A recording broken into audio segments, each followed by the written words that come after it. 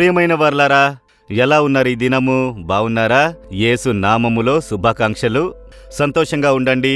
మీరు దేని గురించి కలత చెందకండి. ఎంతో ప్రయాసపడి కఠినంగా శ్రమించిన మనకు దక్కవలసిన మర్యాద కూడా దక్కడం లేదే అని అనుకుంటూ కొందరు సోలిపోతున్నారు. మీరలా ఉన్నారా? దేనికి భయపడకండి. దేవుని వాక్యమును జాగ్రత్తగా విని ఆయన ఎదుట ప్రార్థించండి. అన్నీయు సరి అవును. సరేనా?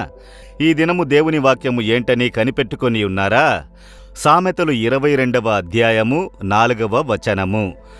యెహోవా యందు భయభక్తులు కలిగియుండుట వినయమునకు ప్రతిఫలము, ఐశ్వర్యమును ఘనతయు జీవమును దానివలన కలుగును. ఒక మనిషికి కావలసిన ఆశీర్వాదము, ఐశ్వర్యము, ఘనత, జీవము. ఈ ఆశీర్వాదములు మూడింటిని దేవుని వాక్యము ఇచ్చుచున్నది. మీకొక ఐశ్వర్యము అవసరం కదా. డబ్బు లేకుండా ఏమీ చేయలేము కదా. పిల్లల్ని చదివించలేము, మన అనుదిన జీవితమును గడపలేము, మన అవసర కార్యాలన్నీ కూడా గమనించలేము. కనుకనే మనకు సంపాదన, డబ్బు అవసరమని అనుకుంటున్నాము. దేవుడు మనల్ని ఐశ్వర్యవంతులుగా ఆశీర్వదించుటకు ఇష్టపడుచున్నారట. దరిద్రతలో, పేదరికంలో ఉంచుటకు దేవుడు ఇష్టపడుటలేదు.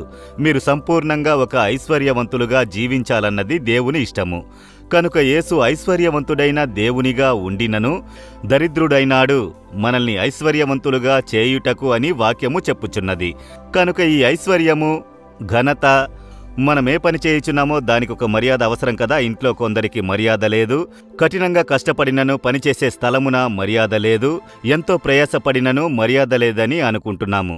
దేవుడు చెబుతున్నారు, నేను నీకు ఐశ్వర్యమును మాత్రమే కాదు, నీకు ఘనతను కూడా ఇచ్చేదనని వాక్కును ఇచ్చుచున్నారు.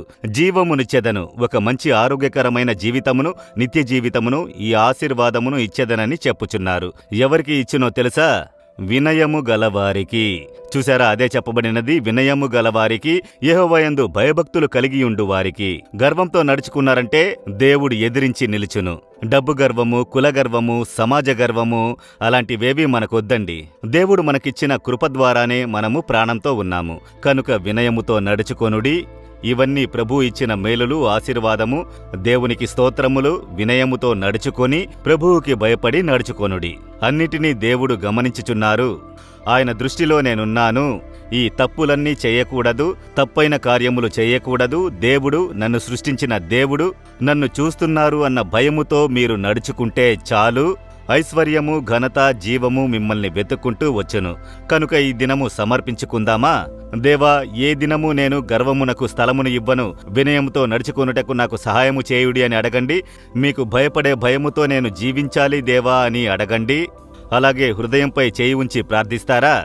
దేవా, తండ్రి, మీరు నాకు ఐశ్వర్యము, ఘనత ఇచ్చు దేవుడవు, జీవమునిచ్చిన దేవుడవు. అయినను నేను వినయముతో నడుచుకోవాలి. గర్వము నా హృదయంలోకి రాకూడదు. కాపాడండి.